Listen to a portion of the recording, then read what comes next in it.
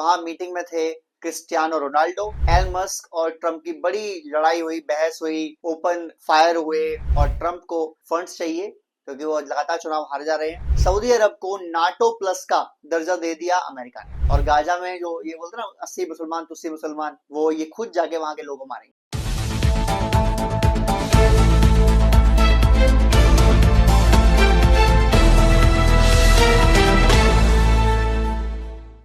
Hello friends, आज हम बात करने वाले हैं कि अमेरिका के अंदर जो मीटिंग हुई है एमबीएस मोहम्मद बिन सलमान जो क्राउन प्रिंस हैं सऊदी अरेबिया के, और साथ साथ डोनाल्ड ट्रंप जो प्रेसिडेंट है अमेरिका के, और उसके साथ वहां मीटिंग में थे Cristiano Ronaldo the world's famous footballer, और उनके साथ थे एलन मस्क।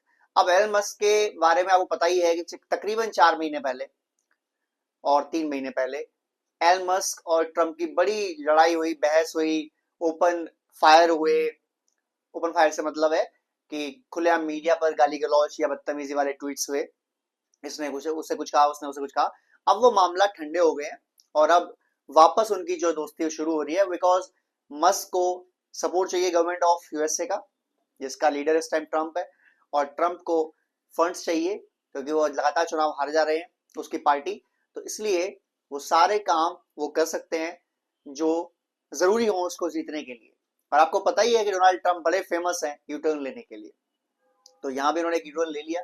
बहरहाल यहाँ जो मीटिंग में हुआ, पहले तो क्या क्या मुद्दे हुए, क्या क्या चीजें हुई, क्या क्या डील साइन हुई, इसके बारे में बात करेंगे। उसके बाद जो अहम मुद्दा है, जो अहम बात है, वो डिस्कशन करने की कोशिश करेंगे, जो सामने नहीं बताया गया लेकिन पीछे की डिस्कशन हुई उनके बारे में बात करेंगे। सबसे पहली बात, जो ये मीटिंग हुई यहाँ पर 3-4 बहुत बड़ी बड़ी डील्स हुई। पहली डील, सऊदी अरब को नाटो प्लस का दर्जा दे दिया अमेरिका ने, यानी सऊदी अरब अब नाटो जैसा ही वैल्यू रखेगा अमेरिका के लिए। नाटो कंट्रीज में एक क्लॉज 4 और 5 है जिसके अंदर ये होता है कि जितनी भी नाटो कंट्रीज हैं, अगर उनमें से किसी एक पर भी किसी दूसरे देश ने हमला किया तो बाकी सारी नाटो कंट्रीज उस ऐसा माना जाएगा कि उसने सब पर हमला किया है, और वो सारी नाटो कंट्रीज मिलके लड़ाई करेगी। यही नहीं, नाटो का अपना पूरा एक एयरफोर्स, नेवी और आर्मी भी है जिसमें 7 देशों की सेनाएं काम करती हैं। इनकी नाटो का अपना चीफ भी है। तो नाटो जैसा ही संगठन या नाटो प्लस की सुविधा किसको दे दी है? सऊदी अरब को। इसका मतलब ये हुआ कि अगर सऊदी अरब में इन फ्यूचर किसी ने हमला किया तो वो हमला अमेरिका को माना जाएगा, और अमेरिका उस हमले का बदला लेने के लिए या साथ साथ लड़ने के लिए, सऊदी अरब की सेफ्टी के लिए वो साथ आ जाएगा सऊदी अरब के। अब आप कहेंगे कि कुछ दिन पहले, तकरीबन 1 मंथ पहले ही सऊदी अरब ने ऐसी डील पाकिस्तान से भी करी है। देखो, पाकिस्तान की कोई वैल्यू नहीं है यार। पाकिस्तान से डील साइन उन्होंने कर ली, चलो ठीक है, लेकिन उनसे वो कौन से काम कराएंगे? उनसे वो काम कराएंगे जिनमें वो अपने हाथ गंदे नहीं कर चाहते, यानी ऐसे कुछ काम जो फौज को कराने हो फौज से, लेकिन सऊदी अरब को अपना नाम भी खराब ना करना हो। और पाकिस्तान वालों को सऊदी अरब जरूर भेजेगा गाजा के अंदर, और गाजा में जो ये बोलते ना 80 मुसलमान तुस्सी मुसलमान, वो ये खुद जाके वहां के लोगों मारेंगे। ये होगा, बहुत जल्द होगा, क्योंकि पैसे खाए आसिम मुनीर ने उसके लिए। बहरहाल ये डील हो गई। अब ये डील हुई क्यों? पहले इसके पीछे रीजन क्या है, कारण क्या है? तो सबसे पहला कारण है डोनाल्ड ट्रंप का लालच। डोनाल्ड ट्रंप बिजनेसमैन तो हैं, वो चाहते हैं कि बिजनेस करें आप अमेरिका में आके, तो इसके लिए दुनिया को दिखाने के लिए, अमेरिका के लोगों को खुश करने के लिए, और फायदेमंद भी है, एक डील साइन की गई सऊदी अरब से, जहां पर एमबीएस मोहम्मद बिन सलमान ने डील सिर्फ साइन की, और डील में ये कहा कि 48 F-35 फाइटर जेट, जो दुनिया के बेहतरीन फाइटर जेट्स में से एक है, स्टेल्थ टेक्निक से less 5th generation fighter jet है, ये 48 फाइटर जेट खरीदेगा सऊदी अरबिया। कहां से? यूएस से। और वो सारे के सारे तैनात होंगे सऊदी अरब में, जाहिर सी बात है। पूरे मिडिल ईस्ट में अब तक केवल एक कंट्री ऐसी है जिसके पास F-35 फाइटर जेट है, और उसका नाम है इजराइल। तो वो बैलेंस ऑफ पावर मेंटेन करता था, लेकिन अब सऊदी अरब के पास भी ये फाइटर जेट्स आ जाएंगे। अब आते हैं कि नहीं आते हैं ये देखने वाली बात होगी, क्योंकि आने वाले तो यूएई के पास भी हैं लेकिन अब तक पहुंचे नहीं है। उनसे भी बात चल रही थी, बात चलती रही, लेकिन वो डील फाइनलाइज नहीं हुई। इसके पीछे एक रीजन है, इस डील के पीछे भी एक रीजन है, और जो डील साइन की गई नाटो के साथ प्लस प्लस मेंबर की जो वैल्यू दी गई सऊदी अरब को, उसके पीछे भी रीजन है। उसके पीछे क्या रीजन है? पहला रीजन है कतर। अब कहेंगे सर कतर इसमें कहां से बीच में घुस गया? आपको याद होगा कि कतर के अंदर मिसाइलें मार दी थी इसराइल ने, ठीक है, अभी 1.5-2 महीने पहले, जब ईरान से लड़ाई बंद हुई थी उसके थोड़े दिन बाद ही। और कतर में बड़ा हंगामा हुआ कि कतर का अंदर सबसे बड़ा बेस है अमेरिका का, और इतना बड़ा बेस होके अगर कोई देश हमला कर दे कतर के ऊपर और अमेरिका को मालूम पड़े, ये बहुत नामुमकिन है। और अमेरिकी डिफेंस सिस्टम ने उसको रोका क्यों नहीं मिसाइल को, ये एक और बड़ी बात है। ठीक है, हालांकि दिखावा सिर्फ, ये जो मिसाइल हमला था सिर्फ दिखावा था, इसमें रियलिटी कुछ नहीं थी। कोई मिसाइल उनकी गिरी तो बहुत दूर गिरी या कोई था नहीं, वरना इसराइल जैसा देश अगर मिसाइल मारे तो बिल्कुल ठिकाने में लगाएगा। फिर बहुत लो लेवल की मिसाइल थी जिन्हें कतर के एयर जो एयर सपोर्ट सिस्टम होता है, एयर डिफेंस सिस्टम होता है, उन्होंने आराम से मार गिराया। ये दोनों चीज हो गई। अब बात क्या आती है, इसके बाद क्या हुआ? तो कतर से डील साइन करी अमेरिका ने। कतर ने बोला भाई आपके होते हो हमारे इतना बड़ा, हमने आपको एयरबेस दे रखा है, आपको पूरा बेस दे रखा है यहाँ पर रहने के लिए, और फिर भी हमारे मिसाइल गिर गई, इसराइल ने किसी मिसाइल गिरा दी, तो हमला जरूर करना चाहिए इसराइल के ऊपर आपको। तो अमेरिका ने ठंडा करने के लिए, कतर से दोस्ती के बढ़ाने के लिए भी और उनके गुस्से शांत करने के लिए भी डील साइन कर ली कि कोई भी खतरा, जो भी हमला होगा या कोई भी खतरा होगा कतर के ऊपर, वो डायरेक्ट हमला माना जाएगा अमेरिका के ऊपर। सेम डील उनके साइन है इसराइल के साथ भी कि अगर कोई भी हमला होता है इसराइल पर, वो हमला माना जाएगा अमेरिका पर। सेम डील साइन कर ली कतर के पास, और कतर थोड़ा शांत हो गया उससे। उनको भी वही चाहिए था जो उनको मिल गया। उनको पता था कि जो मिसाइल फेंकी गई है, चलाई गई है इसराइल के द्वारा, वो खाली दिखावे के लिए, उनमें कोई मारने की कोई वो नहीं है।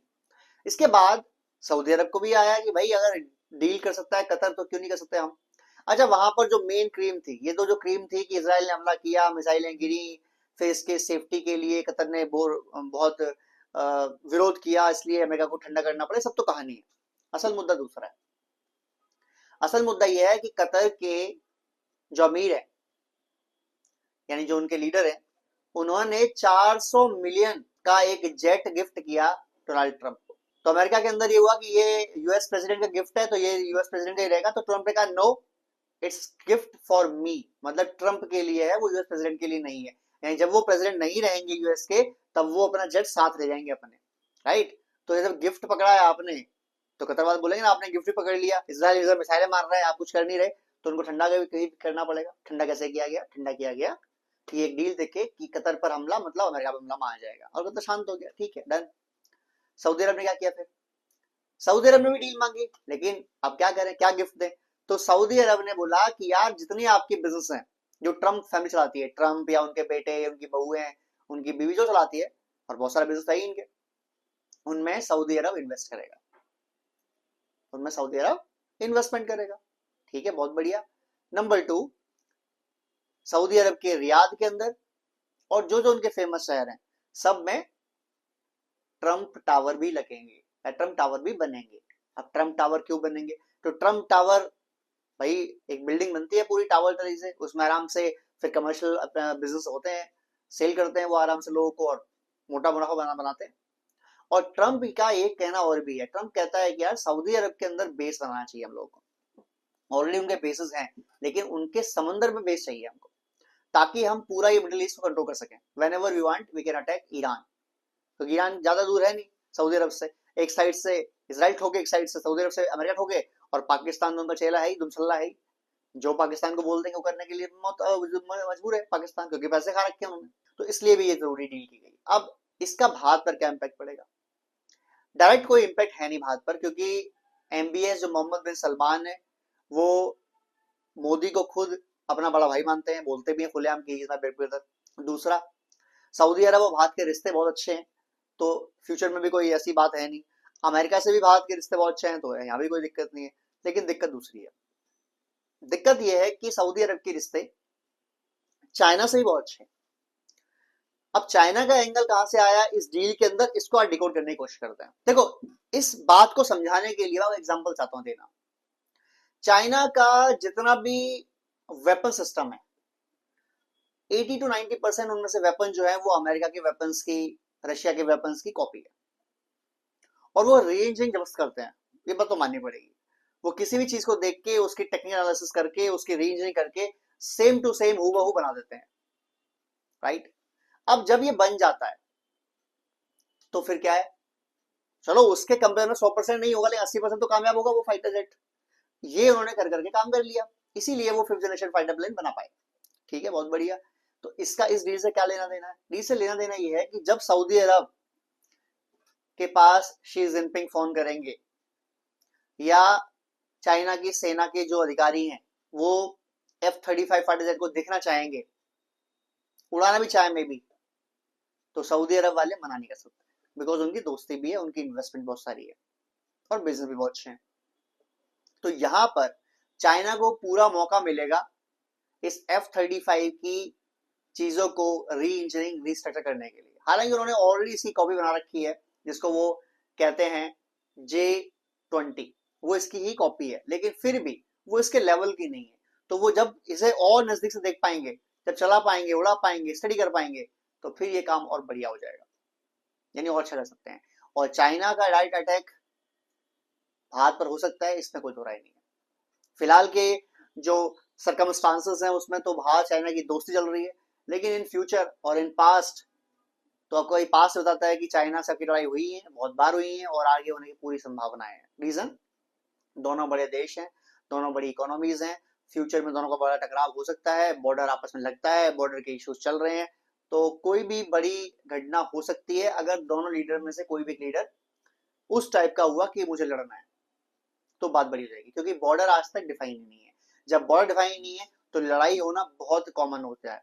हालांकि चाइना और इंडिया में 1967 के बाद से अभी 2020 तक लगभग 50-60 साल तक कोई दिक्कत नहीं हुई। या तो ये कह सकते हैं कि तब जो सरकार थी भारत में, जब चाइना से हल्की फुल्की दिक्कत होती भी थी तो वो खबर आने देते ही नहीं थे, या ये कह सकते हैं चाइना तब भारत को ट्रीट कर सकता कि ये इनसे कोई हमले की दिक्कत है नहीं हमें, या भारत सोचता था कि चाइना क्या कब्जा कर लेगा। एनीवेज, इससे कोई लड़ाई वड़ाई हमें हमारी हुई नहीं थी, लेकिन अब जो हालात हैं और जो भविष्य कहता है कि भारत की लड़ाई चाइना से हो सकती है 5 साल में, 10 साल में, 20 साल में, 50 साल में हो सकती है। तो चाइना अगर वेपनाइज वाइज आगे बढ़े तो हमसे ऑलरेडी आगे चल रहा है, वो ये बात तो माननी पड़ेगी। उनके पास 5th जनरेशन फाइटर प्लेन है और हमारे पास नहीं है। वो किस लेवल तक के हैं, क्या हम उन्हें मार गिरा सकते हैं, that is a separate issue, लेकिन उनके पास 5th जनरेशन फाइटर प्लेन है, हमारे पास नहीं है। तो F-35 की टेक्नोलॉजी उनको मिलना is not good news for Indians. दूसरी बात, अब आगे सर ऐसा एग्जाम्पल तो पॉसिबल नहीं है, एग्जाम्पल मैं सर देता हूँ। जब उसामा बिन लादेन को पाकिस्तान में मार के गिराया अमेरिका की नेवी सील्स ने, तो नेवी सील्स ने वो जो उन्होंने यूज किया हेलीकॉप्टर टॉमहॉक, उसके अंदर नेवी सील्स यूज किया, उसके अंदर एक तो वो स्टेल्थ है तो रडार सेक्शन में आता नहीं, फिर उन्होंने उसका साइज और छोटा किया और क्रॉस सेक्शन कम किया, तो जब 3 हेलीकॉप्टर वो लेके गए, एक उनमें से गिर गया था पाकिस्तान में। अब ऑपरेशन चल रहा है, उसामा बिन लादेन जैसा मोस्ट वांटेड अमेरिका का आतंकवादी उनके गिरफ्त में है, तो वो हेलीकॉप्टर तो लेने रुकेंगे नहीं, वो अपना निकल गया। वो हेलीकॉप्टर का मलबा उठा के, कल पुर्जे उठा के पाकिस्तान ने पूरा अच्छे से पैक करके और चाइना भेज दिया। चाइना ने हू बहू टॉमहॉक जैसा हेलीकॉप्टर बना दिया कुछ सालों के बाद, यानी चाइना ने अपना टॉमहॉक रिलीज कर दिया। अब आप बताएं, अगर वो ये कर सकते हैं तो जब उन्हें पूरा फाइटर प्लेन चलाने, उड़ाने, देखने के लिए मिलेगा, तो जाहिर सी बात है वो उसकी टेक्नोलॉजी काफी अच्छा चुरा लेंगे। ये अमेरिका के लिए भी दिक्कत है, हो सकता है अमेरिका ने कोई डील में अंदर क्लॉज रखा हो कि भाई ऐसी बात है, सऊदी अरब वाले इसको चाइना को नहीं दे सकते, या सऊदी अरब वाले इसको किसी को भी नहीं दे सकते, सऊदी अरब वाले किसी को भी नहीं दे सकते इसे यूज करने के लिए, मे बी डील साइन करी होंगी, I don't know about it. But अगर ऐसा नहीं किया है तो फिर ये रियल प्रॉब्लम हो जाएगी। अब जैसे सऊदी अरब को डील दिया है अमेरिका ने नाटो प्लस मेंबर की, ये भारत को ऑफर किया उन्होंने और बहुत साल पहले कर दिया था, तकरीबन 8-10 साल पहले कर दिया था, और भारत ने पोलाइटली मना कर दिया, बिकॉज जब अमेरिका के नाटो प्लस मेंबर बनते हो तो कुछ चीजें आप उनसे लेते हो तो कुछ देनी पड़ती, नंबर 1। नंबर 2, आप पूरी दुनिया की नजरों में आते हो अमेरिका के एज फॉलोअर कंट्री, जो भारत कभी नहीं चाहता। भारत ने जो अपनी ऑटोनॉमी मेंटेन करके रखी है जब से हम आजाद हुए तब से, और सारे प्रधानमंत्री जितने देश के हैं सबने उस ऑटोनॉमी को प्रॉपर मेंटेन करके रखा है, और कभी भी किसी भी दबाव में आए बिना वो डील्स को मेंटेन करके रखा है। अब भारत क्या कर रहा है, पहले हम थे नॉन अलाइनमेंट पे, अब क्या है, मल्टी अलाइनमेंट पे। हम रशिया से भी बिजनेस करेंगे, हम चाइना से बिजनेस भी करेंगे, हम अमेरिका से बिजनेस भी करेंगे। अमेरिका बोले आप मत करो, हम नहीं मानने वाले, हमारा जो मन करेगा, हमारा जो जैसे बिजनेस का मन करेगा हम वैसे बिजनेस करेंगे, और हमें कोई प्रॉब्लम नहीं है। और इन फ्यूचर अमेरिका अगर ये कहता है, अमेरिका चाहता है कि भारत उनके दबाव में आ जाए, तो ये नहीं होने वाला है। इसके लिए जरूरी है कि भारत अमेरिका की दी हुई खैरात जो पाकिस्तान पकड़ लेता है, ऐसी कोई भी चीज ना पकड़े, चाहे वो पैसा हो, चाहे वो सपोर्ट हो, अनकंडीशनल कुछ भी नहीं। बिजनेस ठीक है, आप पैसे लीजिए, सामान हथियार दीजिए, आप पैसे लीजिए, फाइटर जेट दीजिए, मिसाइल दीजिए, कुछ भी दीजिए, कोई दिक्कत नहीं है, लेकिन वो नहीं। जैसे अभी भारत ने क्या किया है, भारत ने यूएस की ट्रेड डील चाहता बात करना, उसके लिए भारत ने रशिया से ऑयल इंपोर्ट ऑलमोस्ट अब बंद कर दिया। इससे क्या फायदा है, जो इंडिया यूएस की डील है वो होने वाली है, और वो उसकी डील कम हो सकती है, या सैंक्शन कम हो सकते हैं ऑन द स्पॉट, और जैसे ये कम होगा that is will be a very good deal for India. और लेकिन उसके लिए भारत ने अपनी ऑटोनॉमी मेंटेन करके रखी, रशिया के साथ बिजनेस करते रहे जब तक कि रशिया की कंपनी पे सैंक्शन नहीं लगाया जाए।